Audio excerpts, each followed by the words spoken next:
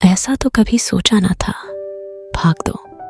उस चांदनी रात में अपनी शादी के एक दिन पहले खिड़की के पास बैठी मैं उसकी और मेरी पहली मुलाकात के बारे में सोच रही थी। एक दिन मैं घर के आंगन में रखे गमलों में पानी दे रही थी, तभी देखा गेट पर कोई खड़ा अंदर ही झांक रहा था। जब मैंने आगे जाकर पूछा, जी आप कौन और आपको किससे मिलना है? जवाब में उसने कहा, मैं अवनीश। उसका नाम सुनकर मैं चौंक गई थी। मैंने दोबारा पूछा, क्या नाम है आपका? मेरा हैरान होना उसे शायद अजीब लगा था। उसने फिर से जवाब दिया, जी अवनीश नाम है मेरा।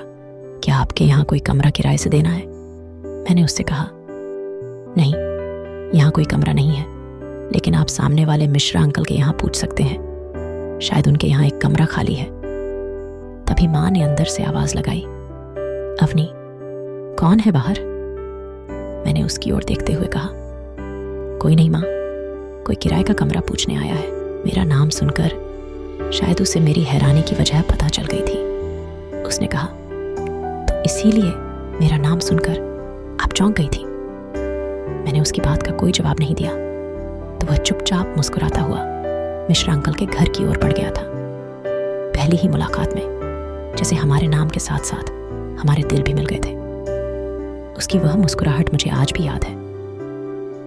उसे मिश्रा अंकल के यहाँ कमरा मिल गया था। उसके बाद घर से बाहर आते जाते न जाने ही कितनी बार हमारी नजरें एक दूसरे से टकराती थी, लेकिन जुबान से कोई कुछ नहीं कहता था। धीरे धीरे उसके सरल स्वभाव और प्यारी सी मुस्कान ने पूरे मोहल्ले का मन जीत लिया था। मिश्रा आंटी जब भी घर पर आती थी, माँ से उसके बारे में कोई ना कोई बात करती थी और मैं रसोई घर में काम के बहाने जाकर उनकी सारी बातें सुनती थी। मिश्रा आंटी से ही हमें यह पता चला कि अवनीश एक अनाथ लड़का था। रिश्तेदार के नाम पर केवल एक मामा मामी थे। उन्होंने भी उसके बड़े होते ही उसे यह कहकर घर से बाहर निकाल दिया कि अब खुद कमा कर खा सकते हो तो हम पर बोझ क्यों बने हो। उसी दिन अवनीश ने अपने मामा का घर छोड़ दिया था। अब वह जीवन यापन के लिए छोटे बच्चों को ट्यूशन पढ़ाता था। मिश्रा आंटी ने एक और बात बताई थी कि अवनीश बड़ी ही सुंदर कविताएं और कहानियां लिखता था। बचपन से ही उसके अंदर एक बहुत बड़ा लेखक बनने की चाह थी।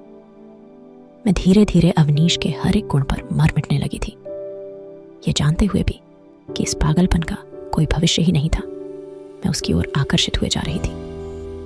अवनीश को भी शायद अपनी मजबूरी और अपनी हद पता थी, इसीलिए वह कभी भी मोहल्ले वालों के सामने अपने जज्बातों को जाहिर नहीं करता था। इस मोहल्ले ने उसे एक परिवार सा प्यार दिया था। मिश्रा अंकल और आंटी तो उसे अपने बेटे की तरह चाहने लगे थे। आगे की कहानी जानने के लिए देखें